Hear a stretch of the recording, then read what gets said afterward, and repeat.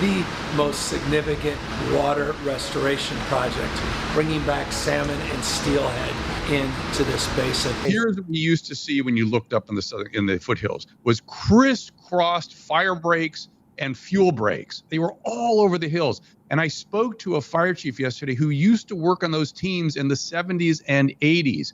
And they stopped doing the fire breaks and brush management really initially because of migratory patterns of a mouse.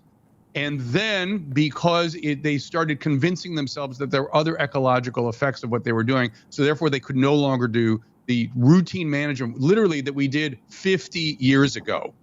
50 years ago. So if you want to take aim at climate change, let's say it is climate change. Let's say it is. What are you going to do about it? What's your plan? Let's say it is. Everything you're doing is being undone by fires. What's your plan?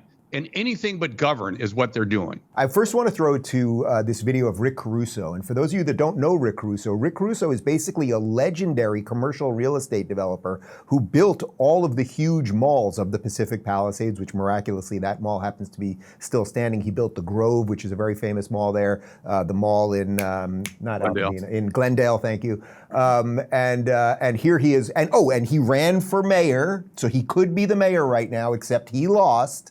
He lost to Karen Bass. Here he is calling into Fox, talking about, well, you'll see some of the inefficiencies, let's say. My heart goes out, obviously, to the people with their homes, and I'm watching the small businesses around us go up in flames. This is people's livelihoods, so it's devastating. But what is most concerning to me is our first responders and our firefighters who are trying to battle this. There's no water in the Palisades. There's no water coming out of the fire hydrants. This is an absolute mismanagement by the city.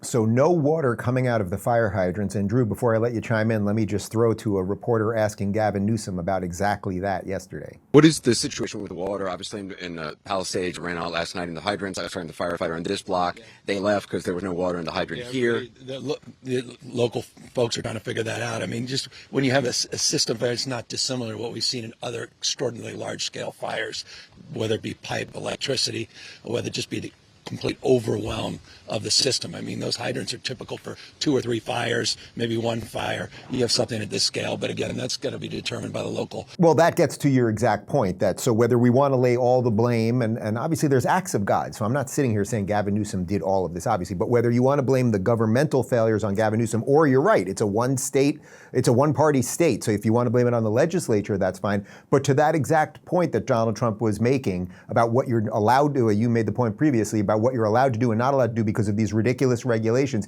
Here is Newsom talking about the largest dam removal in U.S. history, and wait till you hear why they did it. Largest dam removal project in U.S. history, and one of the most significant, if not the most significant, water restoration project, bringing back salmon and steelhead into this basin. This project could not have happened without extraordinary partnerships with tribal nations and, of course, our partners in the North and Oregon. We just finished a celebration with the Secretary of the Interior and our tribal council and tribal leaders, and I couldn't be more proud as a Californian, and I couldn't be more proud as a father, because my kids and their great-great-grandkids will have the opportunity to see something that, well, has been here since time immemorial, and it's about damn time we got this done. About damn time. It's about damn time. I'll give him that line. Okay, fine. But this is the point. Do you think California would like to have some dams right now that would keep the water a little bit higher? We're all for salmon swimming upstream, and it's cool watching them jump out of the water and have the bears grab them.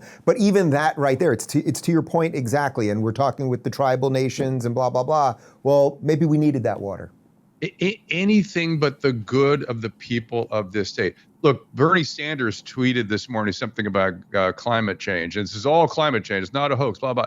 Okay, let's assume it is climate change. Just make that assumption. Grant them that. And then something to do with it. Then what are you going to do about it? Your biggest concern should then be the CO2 from forest fires. That should be your number one concern, if indeed climate change. But they only like doing what sounds and feels good, not what is logically good, what is common sense, and what is for the good of the people and is the basic functions of something we call government. I think you're making a great point that I'm going to reiterate on the show over and over again. Even if, regardless of what anyone thinks about climate change, whether you believe in it or not or anything else, let's grant them that. If you go out there and grant them, okay, fine, it's real. Well, what did you guys do to prevent the thing that's happening right now? You're the governor, you're the president, you've got the legislature, et cetera.